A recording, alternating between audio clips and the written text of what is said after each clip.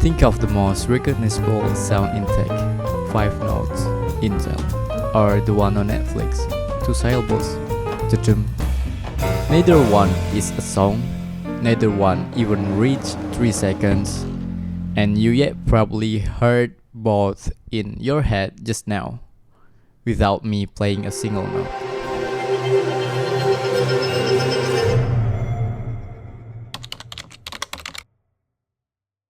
Here is a mistake we see constantly when brands approach their audio logo for the first time. They treat it like a mini song, an intro, a build, a little melodic journey that feels complete. It comes from reasonable instinct. Longer feels more finished, more premium, more like effort went into it. We understand the instinct.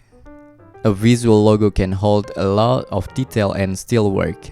A tagline can run a full sentence. So why would sound be any different?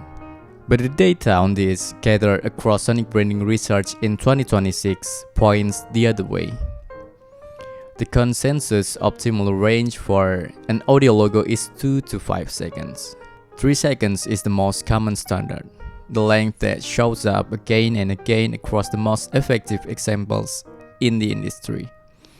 Some audio logos, the more textural, less melodic kind, run even shorter, sometimes just 1 or 2 seconds. Intel's 5-note signature, Netflix, Tudum, both live comfortably inside that window. Neither one needed 60 seconds to become instantly recognizable to hundreds of millions of people. Think about where audio logo actually plays. The end take on a video, a single beat before an app opens, a sting between 2 clips at a trade show booth. None of those moments can afford a slow build. If your audio logo needs 10 seconds to land, it has already missed the window it was supposed to fill. Here is the part that explains why. And it comes down to how your brain actually processes sound versus sight. Auditory reaction times average around 8 to 10 milliseconds. Visual reaction time average 20 to 40 milliseconds. Sound reaches conscious awareness before sight does, every single time. There is not a marginal difference. It means audio is not competing with visual branding on the same timeline.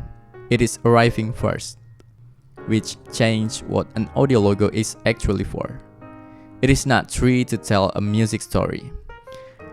It is there to fire a signal fast, unmistakable signal, the sonic equivalent of a flash of recognition before your eyes even catch up.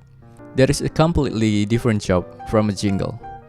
A jingle is a song composition, typically 5 to 30 seconds, often carrying your brand name or slogan as lyrics. An audio logo is not a shrunk down jingle. It is a different tool built for a different moment. For 2 or 3 seconds where your brand either registers or doesn't.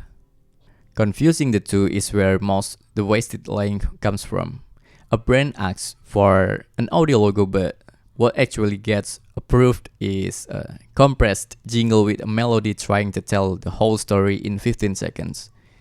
It ends up too long to be instant and too short to be proper piece of music. It satisfies neither trope.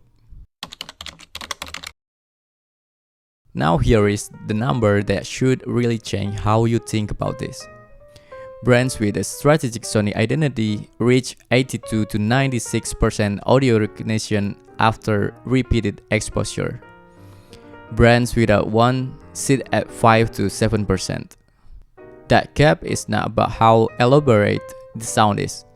It is about whether the sound was deliberately designed to be short, distinct, and repeatable enough to actually register.